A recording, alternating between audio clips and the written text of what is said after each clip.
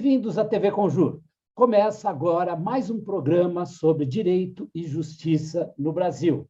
O convidado de hoje é o deputado Paulo Teixeira, que está em seu quarto mandato na Câmara e é secretário-geral do Partido dos Trabalhadores. Ele foi relator do projeto de lei que institui o novo Código de Processo Civil e é autor do projeto que determina a investigação dos autos de resistência e de todas as mortes ocorridas em operações policiais. Ele preside a comissão especial do projeto que discute a legalização do cultivo e uso medicinal de cannabis medicinal no Brasil. É autor do projeto que institui a Lei de Defesa do Estado Democrático de Direito, que revoga a Lei de Segurança Nacional e garante a integridade e funcionamento dos poderes contra intervenções autoritárias no Brasil. Ele foi escolhido este ano, com muita justeza, pela 11ª vez, como um dos 100 parlamentares mais influentes do Congresso Nacional. Bem-vindo, deputado. Muito obrigado por ter aceitado o nosso convite. Muito obrigado, Márcio Chaer. E é um prazer falar no consultor jurídico, que é uma das maiores referências para a advocacia brasileira e para os profissionais do direito. Parabéns por esse trabalho de 20 anos, eu estou vendo aqui a placa, 20 anos trabalhando pelo direito e pela justiça no Brasil, consultor jurídico. Muito obrigado, deputado. A primeira questão é sobre o papel da fábrica de leis na produção da justiça no Brasil. Como é que o senhor acha que o Congresso tem se saído com essa parte que lhe cabe na produção da justiça? Bom, Márcio, o Congresso Nacional ele tem se debruçado muito sobre o tema da justiça no Brasil, né? O Código de Processo Civil, que eu fui o relator, ele tentou trazer inúmeras novidades para a construção da justiça no Brasil, né? Inovando em relação, de um lado, à conciliação e as tentativas de uma justiça dialogada, não é? Em que as partes não só litigam, mas também dialogam, né? Então, a mediação e a conciliação foi um instrumental em todo o Código de Processo Civil, né? Ao mesmo tempo, dá mais efetividade à justiça, né? Não permitir com que as causas sejam debatidas ad infinito. Nós, no Código, procuramos garantir mais efetividade, né? Ao mesmo tempo, também, nós nos debruçamos sobre um pacote criminal, muito na direção oposta que queriam os setores autoritários, né? Que esse pacote criminal foi proposto, inclusive, pelo Sérgio Moro.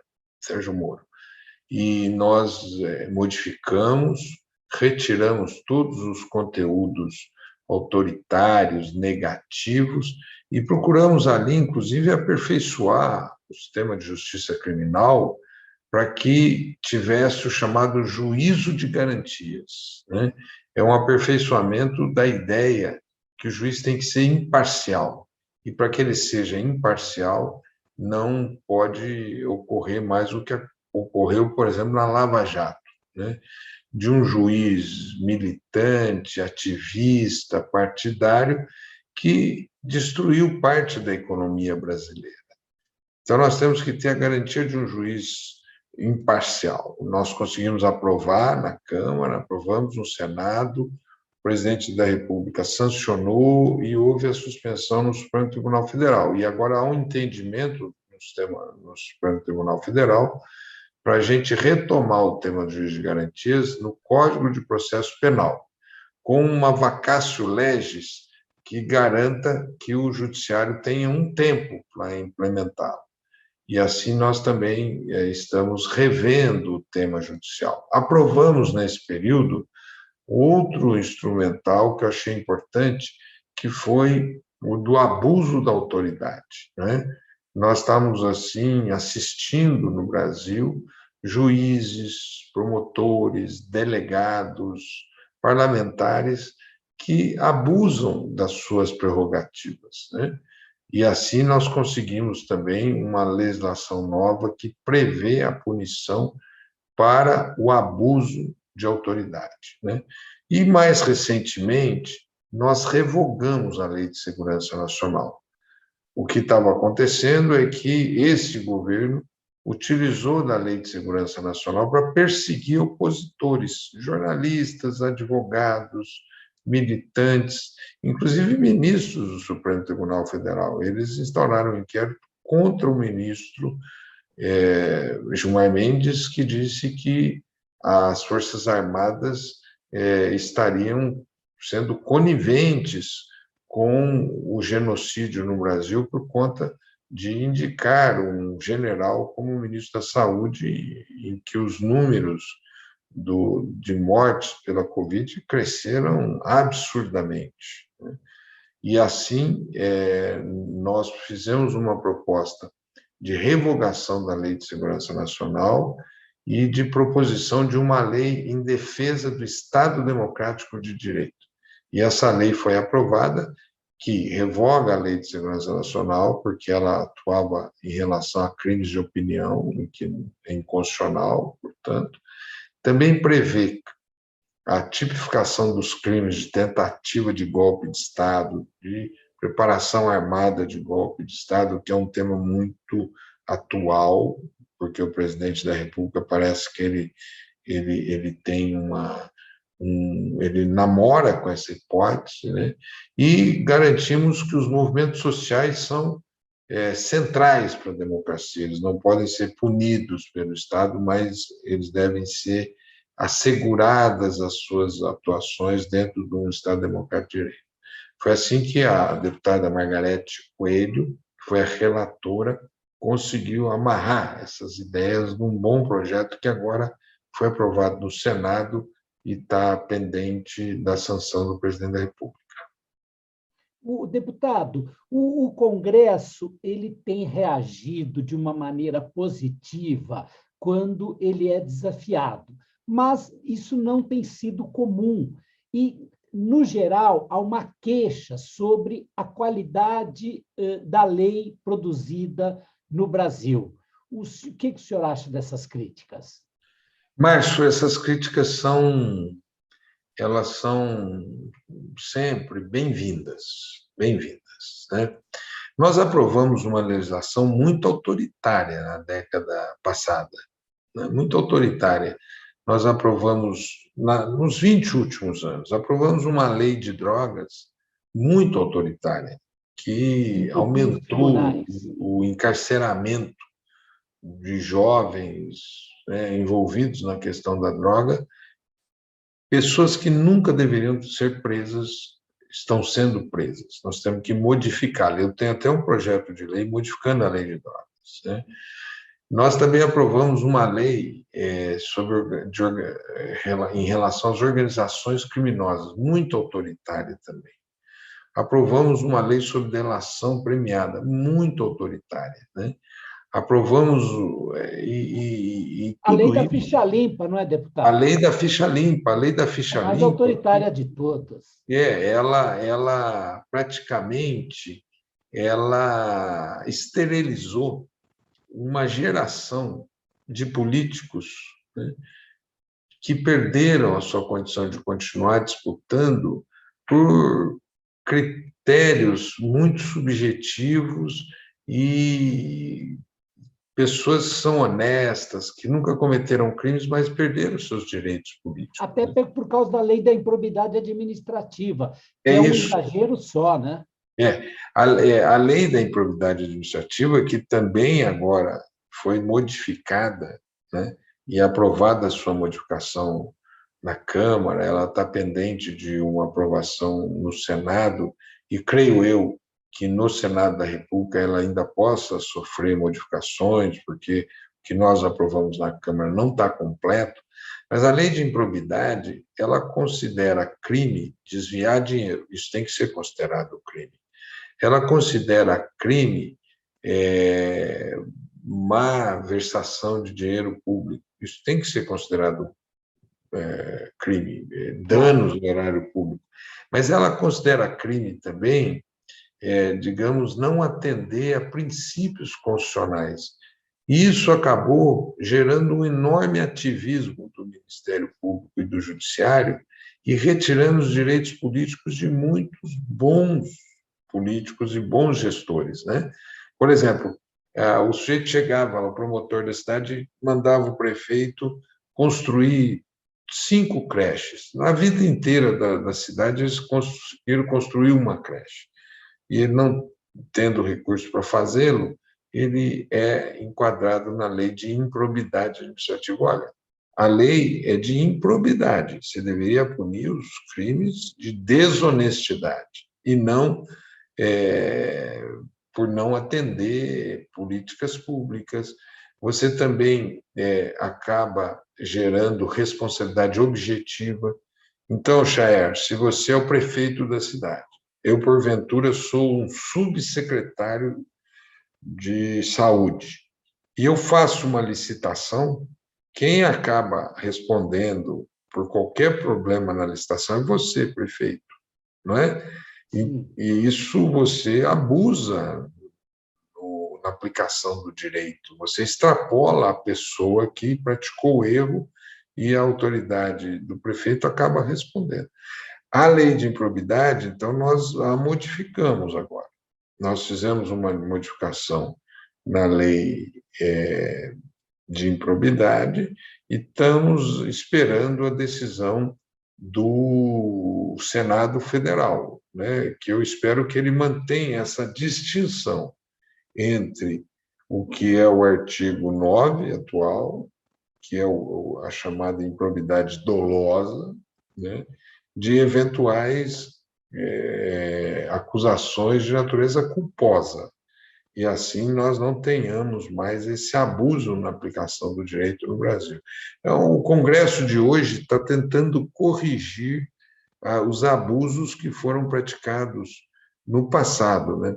Veja, Márcio, uma coisa que eu acho importantíssima: nenhum país desenvolvido aceita perder uma empresa constituída. A empresa é um patrimônio de uma sociedade. Quando você viaja, Márcio, você vai para um país, você sempre vai dar uma olhada qual é a capacidade produtiva dele, né? Se ele é só um país agrícola ou se ele é um país industrial, e se é um país que está na era do conhecimento. Todos os países preservam as suas empresas. O Brasil é um dos poucos países que, com o desejo, a vontade justa de combater a corrupção, destrói empresas. Isso é errado, né?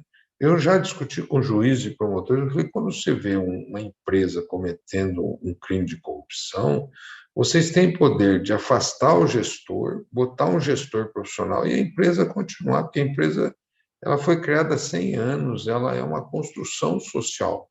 E aqui no Brasil, a má aplicação do direito resultou em destruir quase que toda a indústria da construção civil pesada.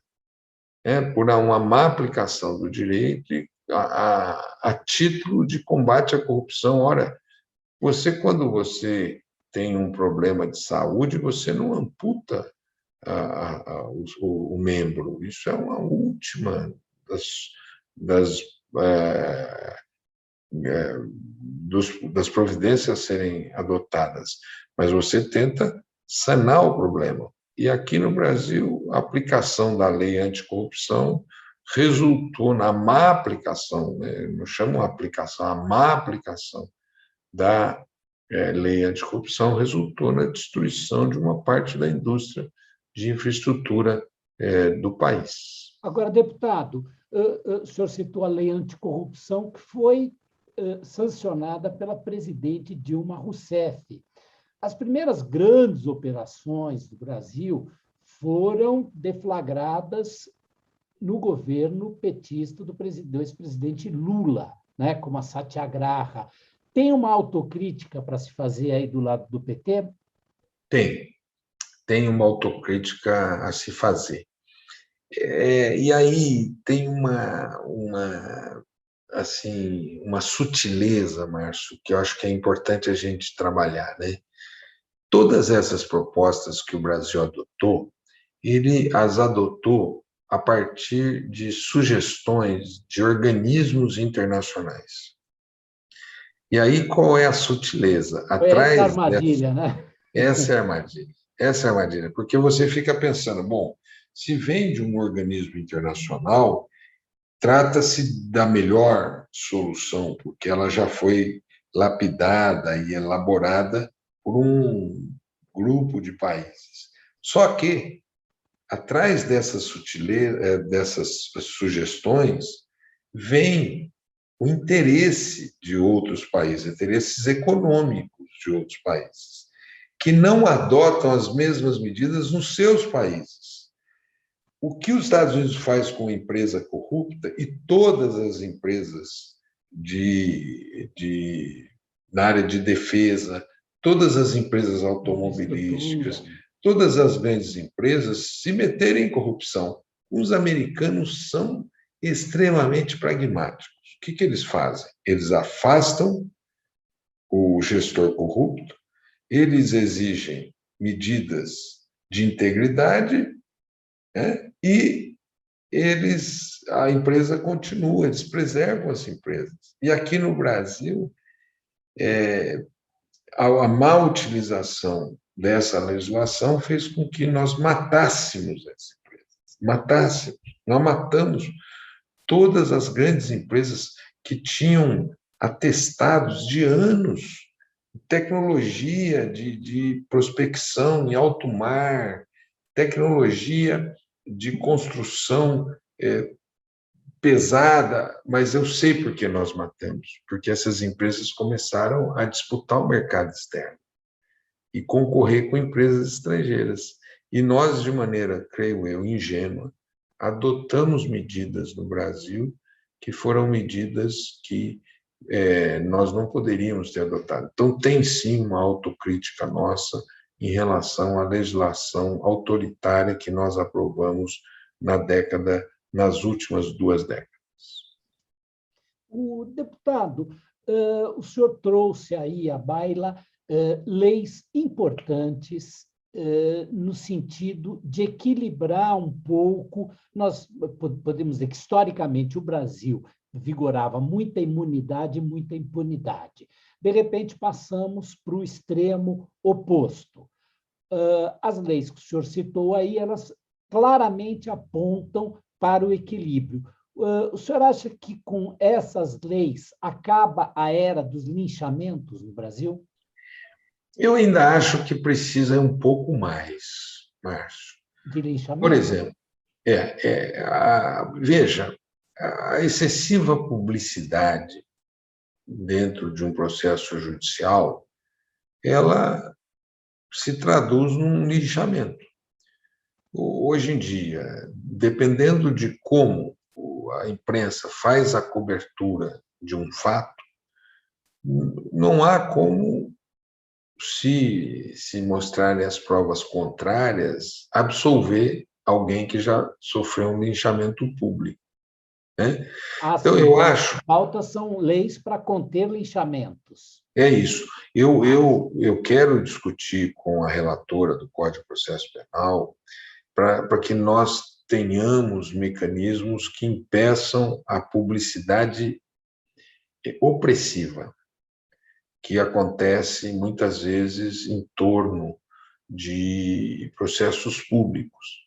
Eu vou trazer aqui alguns casos, né? Eu gostaria, com o tempo, nós precisamos fazer um balanço da Lava Jato. Quantas pessoas foram condenadas e quantas pessoas foram absolvidas? E o que as pessoas receberam de publicidade opressiva, né? Eu vou trazer aqui o caso do presidente Lula. Ele, a semana passada, ofereceu uma espécie de um levantamento, um panorama das ações que foram promovidas contra ele, né? Praticamente todas as ações que foram promovidas contra ele fora de Curitiba, ele foi absolvido. Agora, quanto foi feita, qual foi a quantidade, o volume de publicidade opressiva, né? Em que ele foi submetido a uma acusação tão pesada que, na opinião pública, ele foi condenado, ainda que judicialmente ele tenha sido absolvido, né? Junto com ele, tantos foram absolvidos, mas muitas vezes não tem retorno para a vida da pessoa a absolvição. A destruição foi de tal monta que não tem como recuperar. Às vezes a pessoa perde seus bens, perde seu emprego, sua fonte de sobrevivência, e depois que ela é absolvida, ela está numa condição muito pior do que aquela que ela estava quando foi acusada. E assim nós temos que ter mecanismos de coibir essa publicidade opressiva.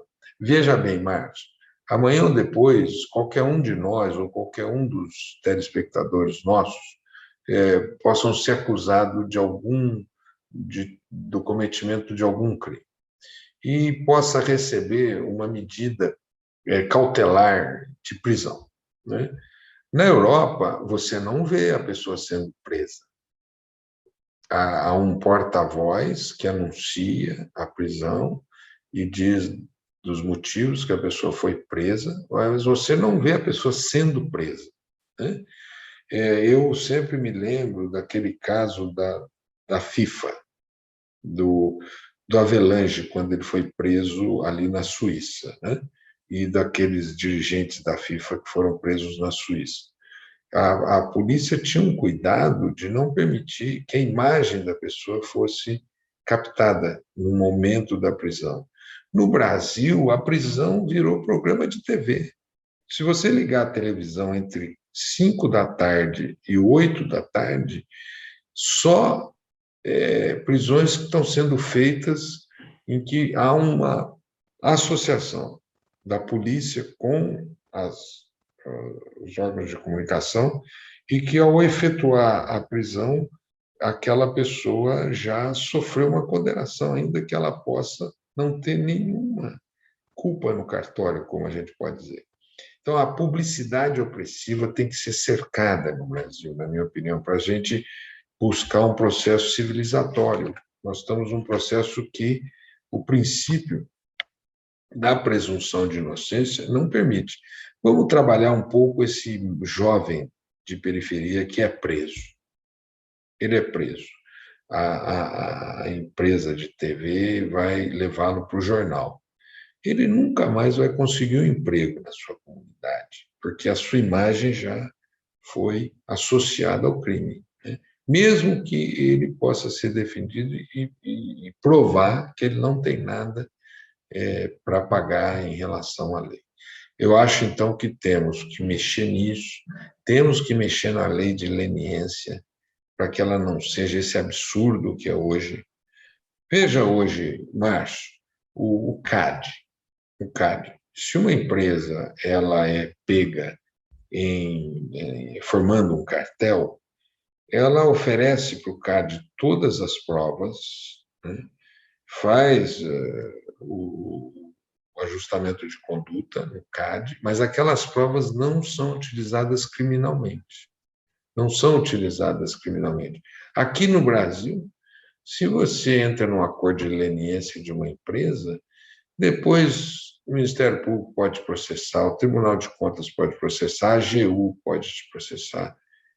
Então, não tem o mesmo status que tem nos Estados Unidos, na Europa, que se desenvolveram assim. Aqui parece que você quer destruir a empresa. Eu não acho que esse seja o desejo da nossa população. Então, a lei não está conforme com o que quer a sociedade. A sociedade quer a sobrevivência da empresa que gera emprego. E se tem corrupto, ele tem que sair, tem que pagar, mas não a empresa tem que ser destruído por esse aspecto. O clima de histeria, né, não foi só contra o poder econômico, foi também contra o poder político. Tem aí um sem número de exemplos para mostrar os exageros que houve. E, decorrência disso, surgiu o que foi apelidado de nova política, né? Que de nova não tinha nada, mas houve uma invasão de amadores na política, como já dizia o presidente Obama, né? O político profissional é tão importante quanto o médico profissional. O senhor acha que a chamada velha política tomou as rédeas novamente do Congresso, por exemplo, ou do clima político no Brasil? Eu acho que são duas coisas, Márcio. A primeira questão é: não há mudança numa sociedade sem que você tenha pessoas experimentadas para fazer. O mundo da política é muito importante. O mundo da política, o político experimentado, a pessoa que tem a capacidade de articulação, de agregação, de objetividade, isso vem da experiência, né? Muitas pessoas que se elegeram por redes sociais não conseguiram dar conta de temas importantes da política brasileira. Não são pessoas que estão à frente dos grandes temas da política brasileira. Então, a política é muito importante. Agora, não precisa ser a velha política, né? E, ao meu ver, o que está hoje presidindo o Congresso brasileiro é a velha política. Isso não é bom. O que é a velha política? Por exemplo, eles desenvolveram um mecanismo de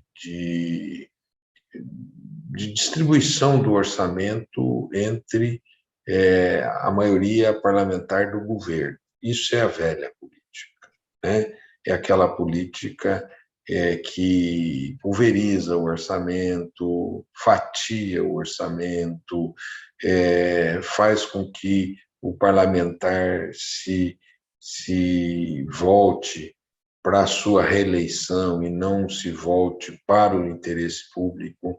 Então, eu acho que a gente tem que resgatar a política e a experiência política e a participação política, a história política, mas nós temos que, digamos, afastar os maus hábitos na política, os maus hábitos de sempre da política e que estão presentes no Congresso Nacional hoje, principalmente nesse mecanismo do orçamento paralelo. Deputado, nós falamos aqui do Ministério Público, um pouquinho da magistratura, o papel do Congresso como legislativo. Não falamos ainda mais detidamente sobre a imprensa. A imprensa tradicional, impressa, está caindo vertiginosamente. E a leitura no meio digital não está crescendo de forma que compense a perda. O senhor acha que a mídia tradicional está acabando? Olha, Márcio, o que eu percebo é que a mídia tradicional brasileira e mundial, né, ela, evidentemente, ela muda de papel. Até para ser meio literal, ela muda do papel para a mídia digital. Essa transição existe. Hoje você compra o jornal digital, o meio digital, você vai entrando nos sites dia a dia e vai obtendo. E a mídia tradicional, ela tem um papel na produção inicial da notícia, na produção original da notícia, porque ela tem jornalistas, ela tem correspondentes, ela tem mecanismos de produção de notícia. Agora, nesse período, no meio digital, nasceram outros meios de comunicação muito importantes, né? E que, às vezes, eles conseguem fazer o embate com a mídia tradicional. Você vê muitos analistas com capacidade de análise e que acabam confrontando uma análise ideológica, uma análise enviesada, uma análise viciada de um órgão da mídia tradicional. E essas mídias ganharam muito espaço. No meio jurídico, hoje, tem duas, três mídias fundamentais para o meio jurídico hoje, que talvez tenham mais audiência do que a mídia tradicional. O consultor jurídico, hoje, ele deve ter mais audiência para as questões jurídicas do que qualquer dos órgãos tradicionais, uma Folha de São Paulo, um Estado de São Paulo, Globo, e, inclusive, o consultor jurídico é fonte para esses jornais também. Às vezes, eles buscam em vocês a notícia original, tendo em vista a cobertura que vocês fazem. Então, surgiram gigantes aí na mídia, que eu chamarei agora de mídia alternativa, né? Agora, o Brasil carece, na minha opinião, de duas ou três medidas para equilibrar a mídia. A primeira medida não pode haver concentração em poucos grupos econômicos de tantas mídias. Tem grupos econômicos que elas concentram a televisão, o rádio, o jornal e a internet. Isso, num país desenvolvido, já não existe mais. Existia, então, eu acho que é uma medida da desconcentração. Como é que você pode fazer a desconcentração?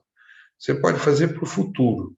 As próximas concessões serão melhor diversificadas, né? E não serão retroalimentados os mesmos grupos.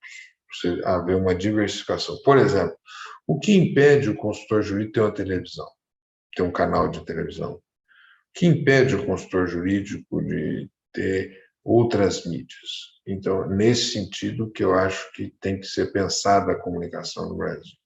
Um outro sentido que a comunicação tem que ser pensada é do ponto de vista do equilíbrio de opiniões. Como é que a gente propicia que as pessoas possam ver uma e outra versão do mesmo fato, e não só uma versão. Porque quando você vê uma versão só, você tem um perigo grande de manipulação. E assim é muito importante diversificar as fontes. Talvez com financiamento na área de propaganda, essa preocupação seja muito importante. Eu me lembro quando o Franklin Martins, o Busquem entraram na comunicação, você saiu assim de 4.000 órgãos que eram financiados para 10.000. Então, você precisa ter uma distribuição de verbas mais equânime, porque o setor público é fundamental para as verbas de publicidade. E uma terceira providência é chegar a banda larga a todo mundo, né? Se vamos colocar aqui, Cher, na condição de um servente de pedreiro que recebe R$ 1.100 por mês, qual é a capacidade dele comprar uma banda larga e receber notícia, pesquisar notícia, entrar no YouTube? Nenhuma. Então, nós temos que propiciar o acesso à internet de banda larga para o conjunto da população brasileira. No Brasil, você tem cidades ainda que não têm internet. Tem muita parte do território brasileiro que não tem internet. Então, essas três medidas, desconcentração, melhor distribuição de verbas públicas, desconcentração na propriedade, melhor distribuição das verbas públicas e, por último, a promoção do acesso à internet de banda larga, eu acho que vai melhorar as condições de opinião pública no Brasil. O deputado, o senhor usou aí o termo gigante, eu agradeço, mas não é bem o caso. Gigante mesmo é o Google, né? O Google, hoje, ele traz para todos os sites do mundo de 60%, 70%, até 80% da audiência dos sites. O senhor, recentemente, pela Associação Brasileira de Mídia Digital, teve contatos com o Google. É uma novidade essa disponibilidade do Google de conversar com os sites que não são nem da mídia tradicional, mas também não são da nova mídia, né? Digamos, são os da mídia alternativa, como o senhor falou. Então, Márcio, o que aconteceu foi que, a partir de maio do ano passado, o Google mudou a administração do que eles chamam de algoritmos. E na mudança da administração desses algoritmos, todas as mídias que tinham uma presença mais digital perderem audiência. E, perdendo em audiência, claramente perdem recursos.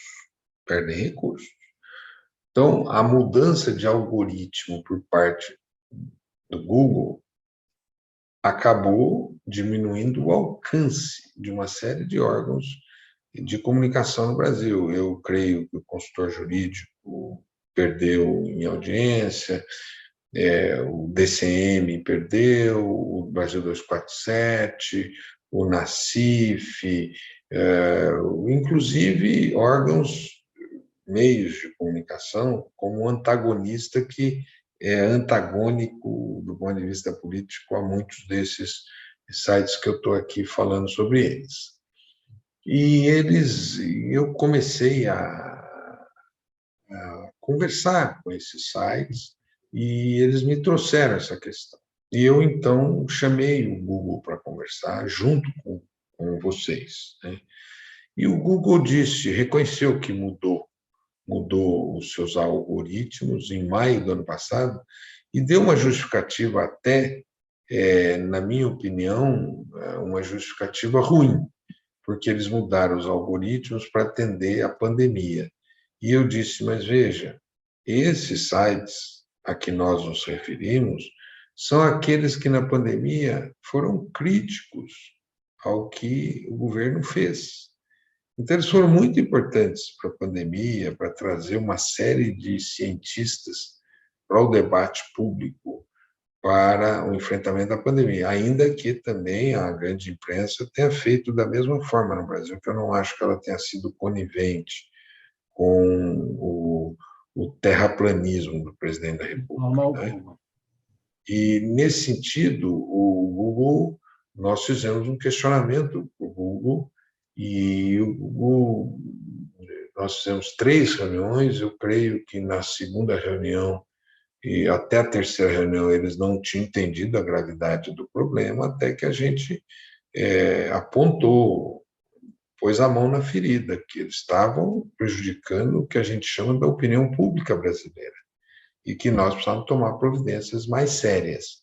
E a impressão que eu tive é que, a partir daí, o Google entendeu que não dava para tratar isso como uma questão menor, né? Eu até cheguei a falar para um representante do Google que ficou um pouco parecendo que eles não estavam aí para a hora do Brasil, né?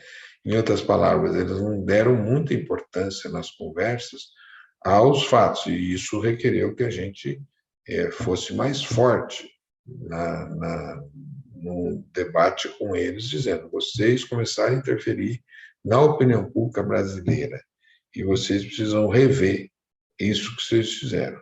Eu acho que vai precisar, Márcio, de uma ideia de uma regulação nova, que eles deem transparências a esses algoritmos. Porque, vejam, eles podem tratar isso como se tivesse neutralidade, entre aspas. Mas o Facebook, ele se associou ao Trump para Cambridge Analytica chegar àquele resultado da manipulação digital que fizeram nas eleições americanas. As falhas do WhatsApp ajudaram a manipulação eleitoral que houve no Brasil com a chamada mamadeira de piroca, o kit gay. Foram as falhas do WhatsApp que o WhatsApp precisou corrigir a ponto de permitir que você só pudesse enviar para 5 pessoas a mesma mensagem, para não ter aquela manipulação que o WhatsApp promoveu aqui no Brasil.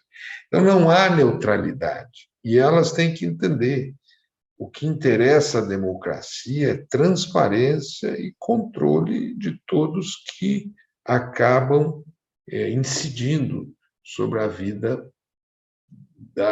do país.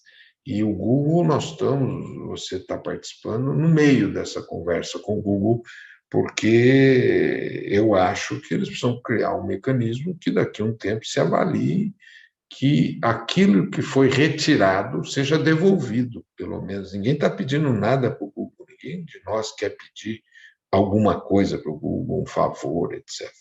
Nós queremos pedir ao Google que devolva o que era de direito desses sites de opinião pública no Brasil. Perfeito, deputado. Eu sei que o senhor tem agora um novo compromisso logo em seguida, né? O senhor dizia no começo que o senhor pretende fazer um projeto de lei para que depois da pandemia, não é, se acabe com as lives e com os grupos de discussão. É uma brincadeira tantas lives que a gente participa, né? Mas eu agradeço bastante os projetos todos, os que o senhor falou, eles atendem à proposta inicial dessa entrevista, que é a de discutir o papel do Congresso, da fábrica de leis, na produção da justiça no Brasil. Eu agradeço muito e devolvo a palavra para as suas considerações finais. Márcio, eu que agradeço esse espaço privilegiado de falar no Consultor Jurídico, que é, sem dúvida, um dos melhores sites voltados ao mundo jurídico, com alta audiência, respeitabilidade, e diante de você quero te parabenizar por ter construído uma ferramenta tão respeitada e tão importante para o nosso país. Meus parabéns e muito obrigado por me convidar para participar aqui desse diálogo contigo e com todos os internautas que participam e que assistem a esse diálogo. Muito obrigado, deputado. Agradeço também ao espectador que nos acompanhou até aqui e me despeço esperando por vocês no nosso próximo programa. Muito obrigado.